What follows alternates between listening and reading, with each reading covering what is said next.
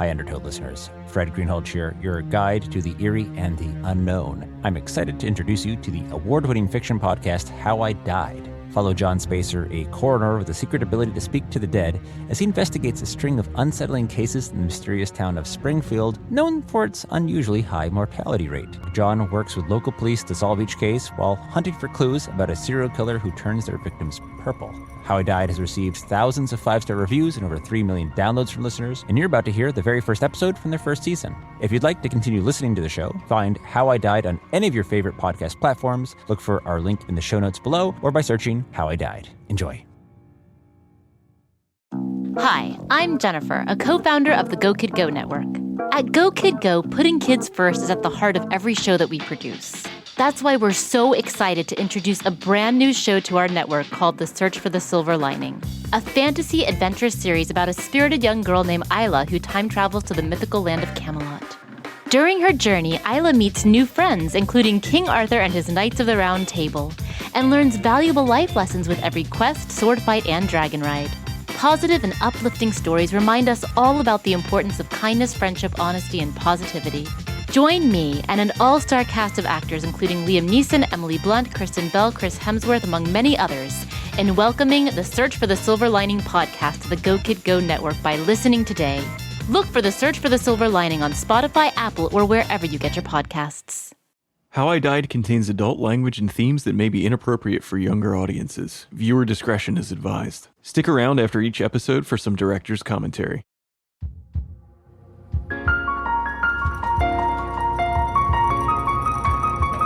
Audio Media presents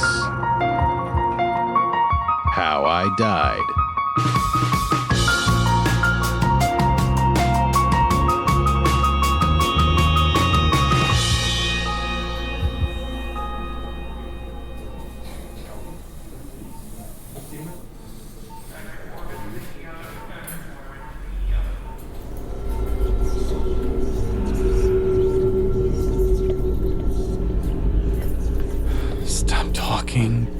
Stop talking. You the new doctor here? Leave me alone. Hello? Huh? It's too early for this shit. Oh, hi. Sorry, what did you say? I asked if you were the new doctor here. Yeah, I am. I'm John Spacer. Are you Sheriff Crowley? No. It's just, I've been waiting here for almost an hour.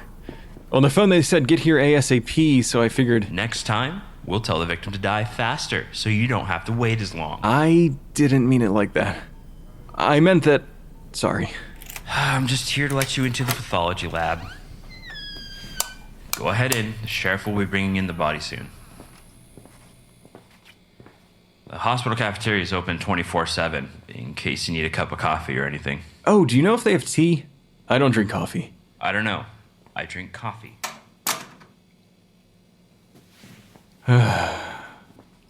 Off to a great start on your first day. Phew. This is a pretty big lab for a small town. That's 2 whole walls of cold drawers. What is that, a sink over there? 2 nicely cleaned exam tables right in the center here. Shit. You might be out of your element here, John. You can do this. You can do this. Fresh start. Dr. Spacer? Oh, yeah. I'm here. Hey there, Doc. I've got a present for you. Who's the victim? Nice to meet you, too. I'm Fran Crowley.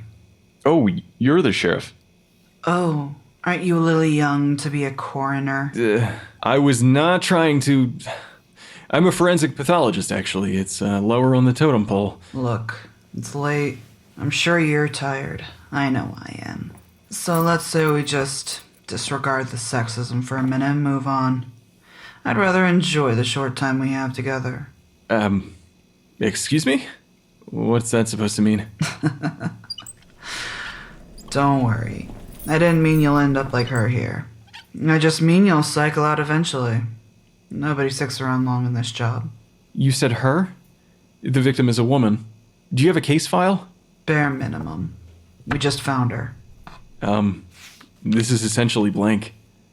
Female, age 31. There isn't even a name written down. Do we have a wallet or personal effects? Got her purse, but we don't need it. That is Maggie Lane. Did you know her? Because we're both women. Oh, what? No, because it's such a small town, Relax, Doc. I'm just messing with you. You got me. Not used to people joking about murder. Yeah, well, after how tense tonight's been, I needed a laugh. What, happened to her exactly? Don't know. We've got a missing husband and child. Someone called this in from their house phone. But by the time we arrived, all we found was Maggie. How strange. My deputies are looking for the husband now. My bet is he poisoned her, took the kid, and fled. But that's what you're here to confirm, Mr. Coroner. Oh, forensic pathologist, remember? Yeah. Just confirm for me what I already know. Do you hear that? Hear what? Nothing. Just something in the pipes, I guess. Hello? I must be anxious just to get to work. Whatever, Doc. Don't go loopy on us already.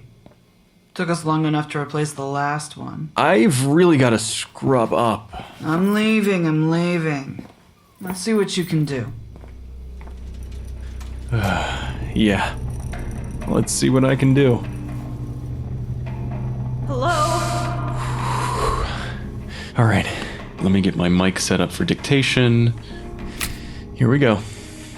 What is happening? ¿Dónde estoy? Where am I? It's Wednesday morning, 4:24 a.m. Dr. Jonathan Spacer conducting postmortem analysis. Case number 1328. 31-year-old female, 117 pounds, 5 foot 3 inches tall. Hey, you! I have a name, you know. Pronounced dead at the scene approximately 3 a.m. after a 911 call. Cause of death currently unknown. First responders noted no signs of pulse or breathing, but they did note some marks on the neck. Is this heaven? I'll be examining the body for other notable external markings before beginning surgery. Am I dead? Yes, you're a ghost. Welcome to the afterlife. Wow. If I would have known, I never... Wait. You're alive. But you can hear me. How? Is that important right now? I guess not. So, this is what it's like to die? This is not the escape I was promised. Technically, this is what happens after you die. Well, who are you? Where is everyone else? I'm a doctor. My name's John. It's just us in the lab, and it's my job to determine how and why you were killed so that we can put whoever did this behind bars. It's a little late for that. It doesn't really matter who killed us now, does it?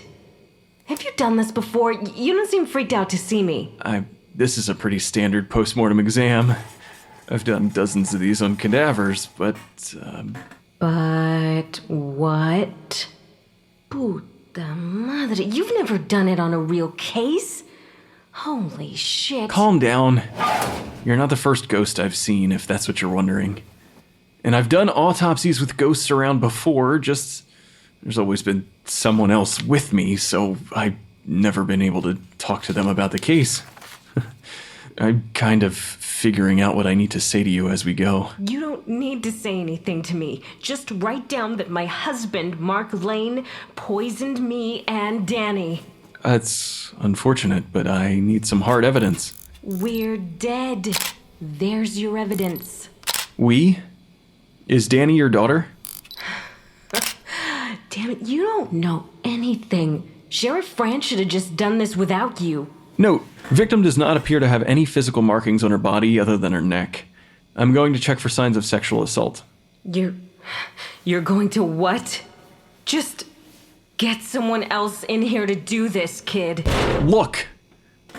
You're dead. I'm sorry about that, and I'm sure it is a lot to take in right now. But you need to either get over it quickly or figure out how to deal with it yourself so that I can focus on this case. You're an insensitive ass, you know that? I'm trying to help you.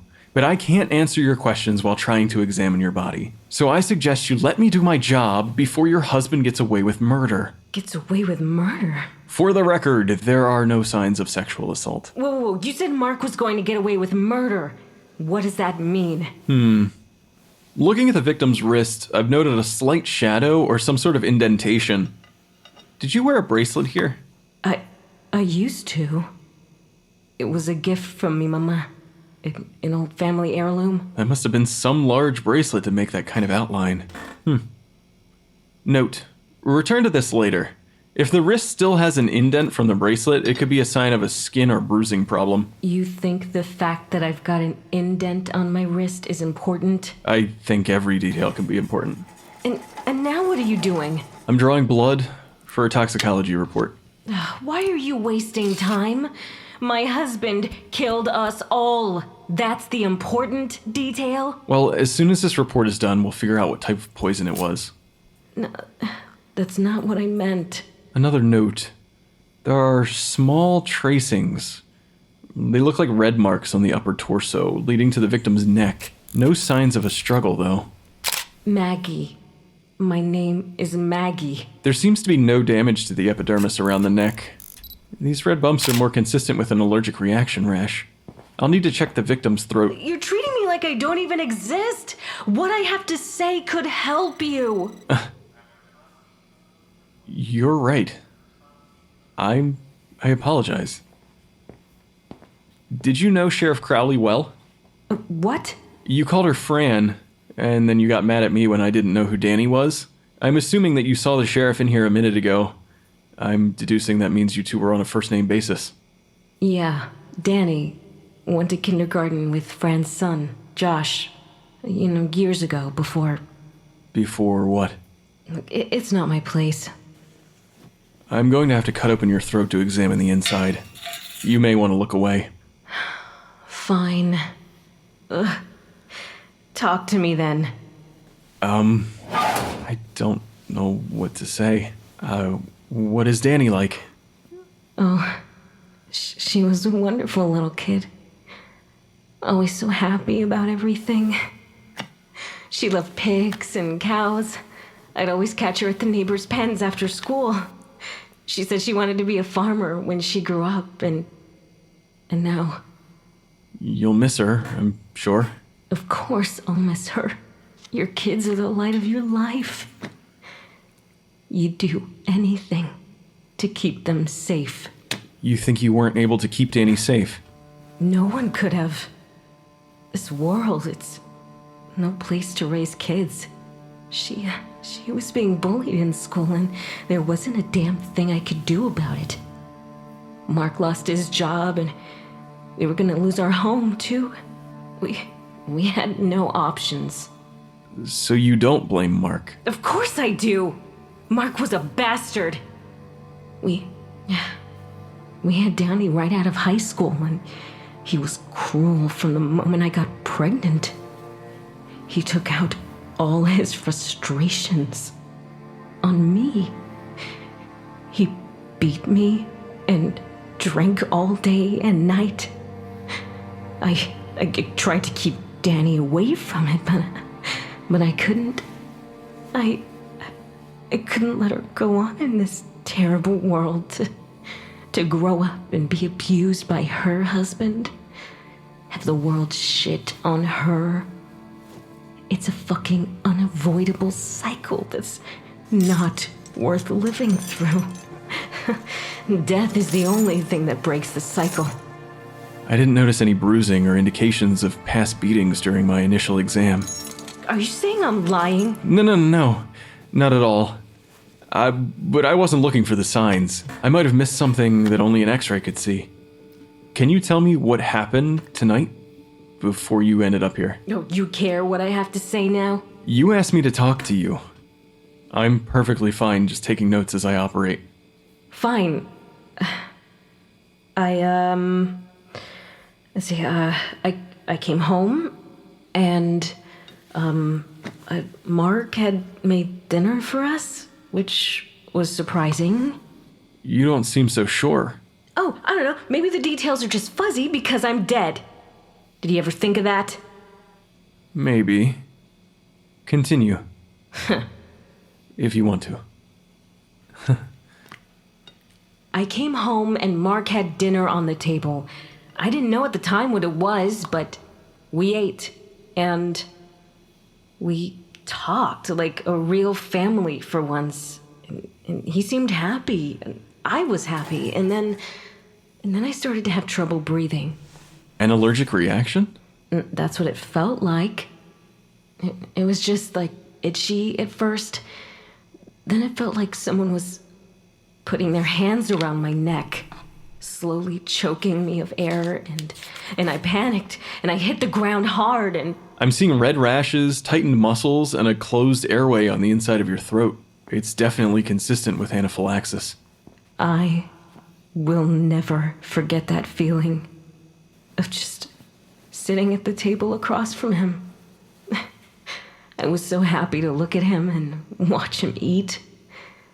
And I squeezed Danny's hand as she ate dinner too. And then I saw it. The look of fear in her face. My little baby saw me hit the floor. And I tried to just hold on to her as it happened. And it had to happen that way. And then I was at peace. Finally. Damn. I'm sure they'll catch Mark and find Danny safe. I wouldn't worry. What? The police haven't been able to locate them yet. What do you mean? They were in the room with me. Wait, when you died? Yes. We're all deathly allergic to shellfish, and they ate the food just like I did. Maybe more. Are you telling me you could taste shellfish in the dish? What? No, I'm just assuming that's what it was, but you're telling me that Danny and Mark are still alive? Actually, now that you mention it, I don't know that for sure. Sheriff Crowley said there was a 911 call placed from your home. Your husband's car was missing from the driveway, and I guess the police were assuming that they were on the run. Hold on just a moment. They're alive? Madre de Dios. That is impossible. Where are you going? I'm actually done with the surgery. I think I've found all the information that I can glean from your body, other than a stomach pump. But you just told me what I'll find. Shellfish. Or at least something that's cooked with it that won't be detectable. And that sound was the toxicology report finishing up. This was supposed to be our escape. According to this, you've got a ton of codeine painkiller in your system. And trace amounts of clozapine, haloperidol, lurasidone? Those medications are antidepressants and an antipsychotic? Interesting. But the amounts show inconsistent or not recent usage. Why would you have that much painkiller in your system unless... That's not possible. They shouldn't be alive. I saw their faces. Danny was so afraid. She couldn't breathe either. And Mark, I know, is allergic to shellfish. They shouldn't be alive. And I shouldn't be the only one dead. Enjoy the world and all its terrors? Interested to learn more about unexplained entities and dark legends from across the globe? Join myself and Dr. Sophie Yang as we share horrors, fears, and taboos from her home in Taiwan and discuss the similarities and differences between what scares souls in the East and West. Learn about what haunts the Taiwanese mountains, what comes for you in death, and much more. Check out That Scares Me Too, available now. That's 2, like boo. Contained herein are the heresies of Radolf Buntwine, erstwhile monk turned traveling medical investigator. Join me as I study the secrets of the divine plagues and uncover the blasphemous truth that ours is not a loving God, and we are not its favored children. The heresies of Radolf Buntwine, wherever podcasts are available. What if we could disagree in a way that encouraged empathy, even during an election year, with a new episode of Thread the Needle, a better way to disagree. I'm your host, Donna Schill Dugan. I use my background in journalism and draw from my life experiences to explore topics that matter to fellow feminists like you. In this episode, activist and professor Loretta Ross charges us to try her calling in technique. I'm always going to hold people accountable for the harm that they do. The question is, am I going to do it with anger or am I going to do it with love and grace? And I choose love and grace because it makes me feel better about myself when I walk through the world that way.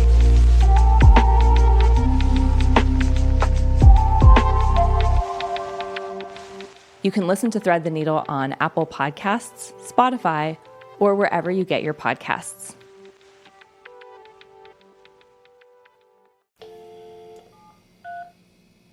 Hi, I'm trying to reach Sheriff Fran Crowley. This is John Spacer. I'm the new forensic pathologist. Yeah, the new coroner. If you could ask her to... oh, she's still at the hospital. Could you radio for her to come down to the pathology lab? Yes, as soon as possible, please. Thank you. Sheriff Crowley's on her way down. Please tell her that Mark poisoned us. And if they do find him, he did it. I will, if that's really what happened. Of course it's what happened. Why wouldn't it be? What did you have for dinner? What? Why? The devil is in the details. And right now, there are a few that aren't adding up. Screw you! You don't know anything. You thought they were both dead. Screw you! Screw you! You also immediately went to Shellfish as the ingredient. How did you know that? They shouldn't be. I shouldn't be dead. Tell me something. The indent on your wrist? That was from wearing a medical alert bracelet, wasn't it? Why did you take it off? What did you find, Doc? I need answers now. There's a shitstorm upstairs. Sheriff, here. Come see. Fran, Mark killed me. He tried to kill all of us, but... What? Why are you making me look at this? She can't hear me, can she? Fran! I assumed you'd want to know what I found. Not like that. Fuck. Just tell me. The cause of death was anaphylaxis after ingesting something she was allergic to. Shellfish. What? That was my guess. How did you... That's all you have for me? I found that out already. No! Wait, how? We found Maggie's husband and her daughter. They're upstairs in the ER right now. You found them? You found Danny? Yeah. I was hoping you had more answers for me. It's not looking good. They are going to die. What happened? Danny pulled up to the ER entrance with her dad in the passenger seat before we even arrived. She drove here? Yeah, 11 years old. Can you believe it? Apparently she knew her parents were having a reaction and tried to find their EpiPens. When she couldn't, Mark hobbled out to his car with her, and Maggie was already unresponsive. Danny told the intake nurse her dad was having an attack. They gave him some steroids and he's doing fine. Holy crap. This was our chance. Yeah. Problem is, a couple minutes later, Danny collapsed. She was having a reaction too. I don't know. Neither do the doctors up there. I was just with her. She's not responding to steroids. It's too late. If she's not responding to steroids, that means... Wait a second. What? If I'm remembering biology correctly, which I am, allergies aren't always passed down genetically. So? So Maggie has a massive amount of codeine in her system. Danny never ate fish before. If she was the one who tried to kill the family, maybe she gave Danny codeine as well as a way to mercifully numb the pain. You're thinking Maggie did it? Oh, what was the extension to the ER again? Hey, this is Dr. Spacer in the pathology lab. You have a patient, a young girl named Danny Lane, who isn't responding to steroids, right? I'm pretty certain she's suffering from some overdose of codeine and other medications. Run a urine or a blood test to confirm, but she's gonna need her stomach pumped immediately. Yeah. Actually, send the test down and I can run it for you. Thanks. She wasn't supposed to suffer. Neither of us were. But Mark... How the hell can you prove any of this? I can't, really. Then how do you know? And how did you know their daughter's name was Danny earlier? Oh, it's just something I heard around town. I put two and two together, and, I guess word travels fast around here. Rumors aren't going to cut it here.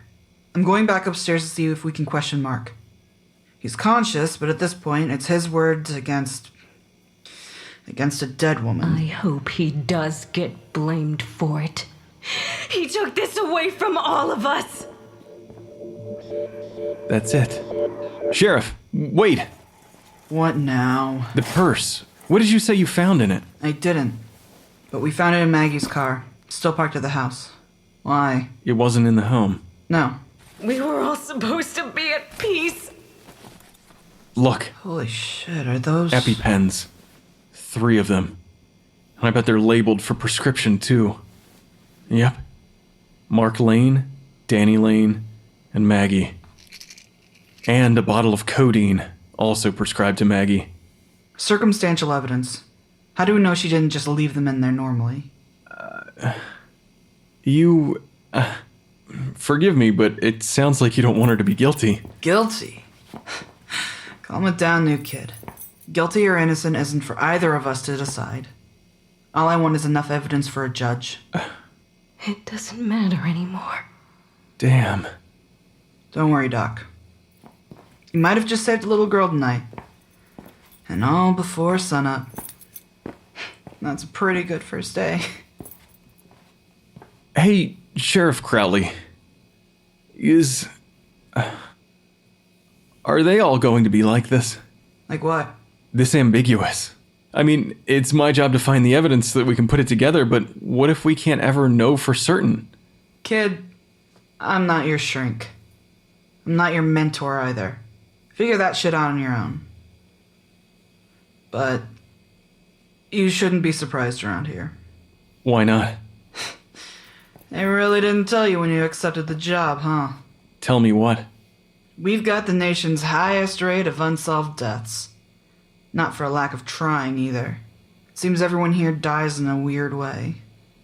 And that, well, it starts to get to people. And that's why no one wanted this job. Welcome to Springfield, Doc. Enjoy your stay while it lasts. It wasn't supposed to be like this. Why did you do it? We were promised salvation. I was lied to. You kept saying I should trust you and listen to you, but you lied to me too.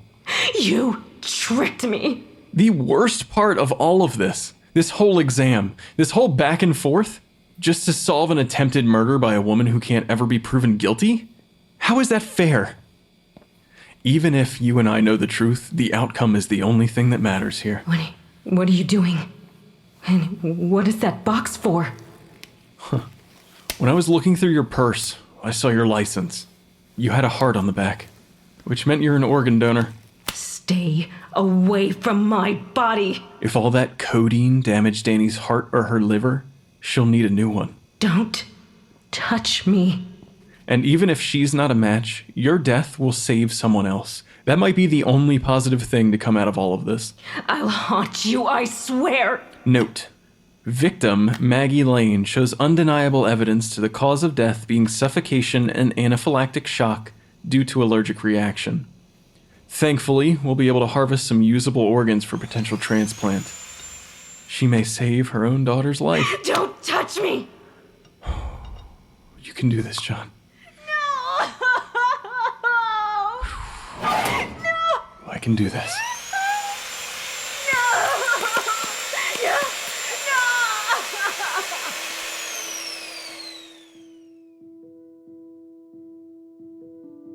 This is Vince DiGianni, creator of How I Died and the voice of Dr. John Spacer. I just wanted to pop in real quick and say a personal thank you for listening to our show. It's been a huge undertaking, going through about 5 separate rewrites, multiple recastings, and a ton of time to perfect it. And we couldn't be more proud of the cast, crew, and everyone involved in working with the show. It means the absolute world to us that you personally took the time to listen and hopefully enjoy it. Now, before I spend an hour saying thank you, let me get into the credits. How I Died is an audio media original production, co-starring Vince DiGianni as John Spacer and Shayna Waring as Sheriff Fran Crowley. This episode featured amazing guest performances by Melissa Sheldon as Maggie Lane and Mike Lynch as the Grumpy Deputy. Audio editing and sound design by Vince DiGianni and Eric Howell at Audio Media. Sound effects and Foley provided by freesound.org or created in-house at Audio Media.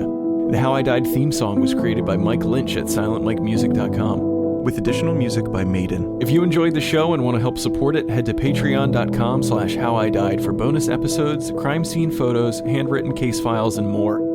Thank you again for listening, and until next episode, try not to die.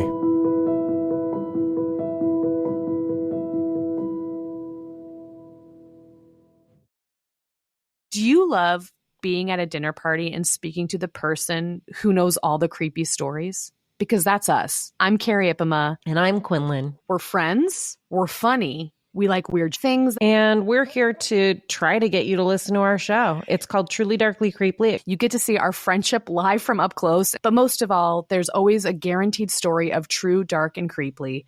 We talk about all things, including heists, murders, aliens, paranormal activity, and medical maladies. Sound like your cup of tea? Come join us at Truly Darkly Creeply, wherever you get your podcasts.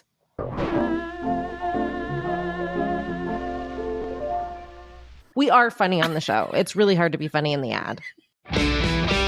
Hi, this is Rob Benedict. And I am Richard Spate.